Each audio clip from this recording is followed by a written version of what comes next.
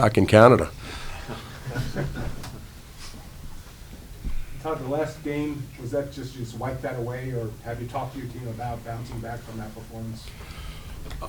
You know what, we can say we just wipe it away and move on, but it's never quite that easy. So we do address a few things, talk about what went wrong and why it happened, and after that we move forward. And we had a bit of a clean-out day yesterday, and we know the task that we have today, tomorrow, Saturday, and moving forward is not going to be easy, but it hasn't been easy for us the last month and a half, so nothing's going to change. How beneficial have the last few days been for a guy like Alex Edler coming off of the injury he did, the tall task you kind of assigned to him, and getting him back to that level? Well, I'm hoping it helped him. He was disappointed, that he didn't get to play, and that's understandable. But getting some reps and being around the group was important, and I'm sure it's going to help him. We asked him to do something virtually impossible, is come off a broken leg without any practice and play. And he's one guy that could probably pinch hit, and he did a real good job of it. But when we found an opportunity to give him a little bit of time for some reps, we hope it'll help him. So much youth in the lineup. How important are guys like Edler and Troy Stetcher, who've played against this team several times, having a couple guys in there who know what they're facing? It's real important, but it's also it's only verbal.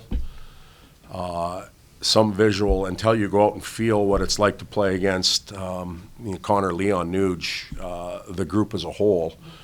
You don't quite get it. We played Toby Bjornfoot here a couple years ago and tried to prepare him for it, and it was like, wow, I get it now, but you have to experience it. So a lot of our young D will get that tonight, and they'll hold their own. They'll do what they need to do. Todd, I'm just wondering, Connor and Leon are closing in on some pretty amazing individual accolades again.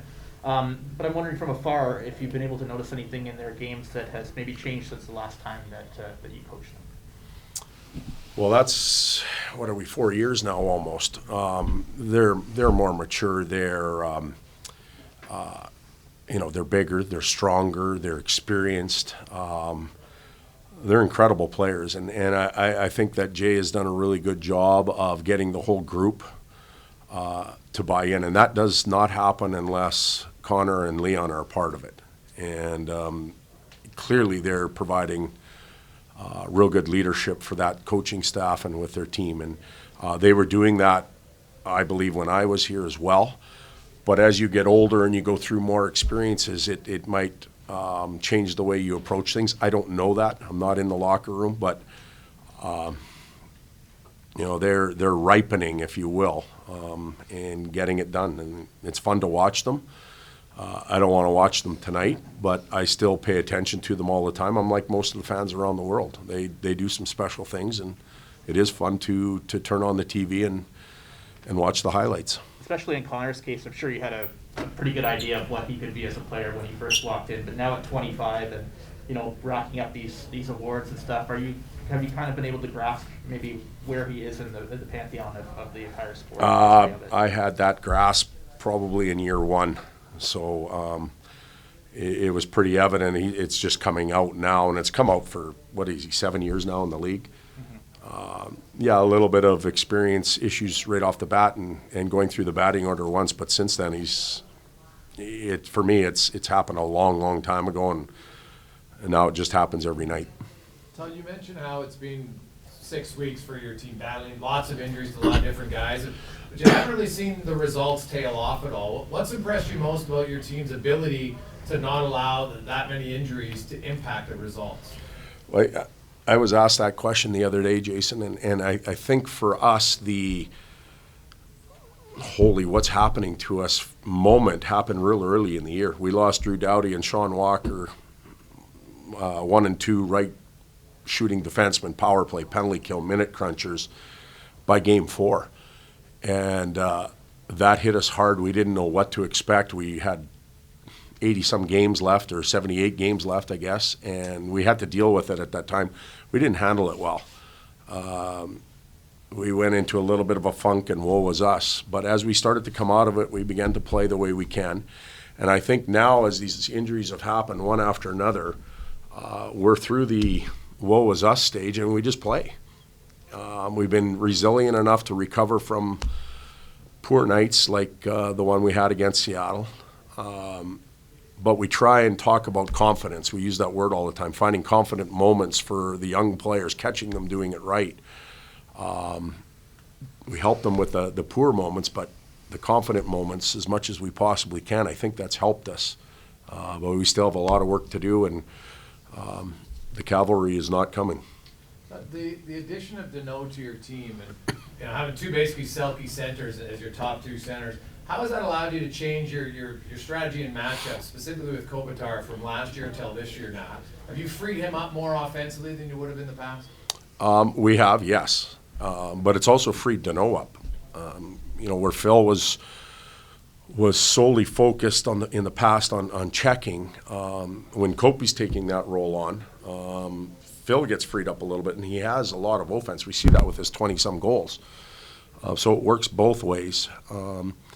But it's a much easier approach when you can, most teams have two really good lines. These guys have three. Like, we got to pick between Connor, Nuge, and Leon. That's a tough task for anybody. But when you just have two, as long as we're working towards getting one of those two guys out on the ice, it gives us a chance. Three presents a problem, but we'll worry about that as the game goes on. So 1,000 games, what do you think of when you reflect on that number? The first thing that comes to mind for me is all the people that were involved, particularly the players, but other coaches, league officials, media, a lot of relationships that were built over that amount of time, and special ones, guys that I still keep in touch with. My phone was blowing up the other day, and people I haven't heard from in a long time, and that means a lot, but also means you're getting old. And I'm looking at this crowd, and a lot of guys have been here that whole time too, so quit laughing at me. Todd, for tonight, assume Jonathan and net, any other lineup changes? Potentially one, yeah. Front or back? We don't have any extra forwards, so. Okay. Todd, what has the team done that doesn't show up in the numbers? I think you'd probably agree with me. You don't have, the league's best power play. You haven't had a Vezina season. You probably don't have a guy on an MVP list.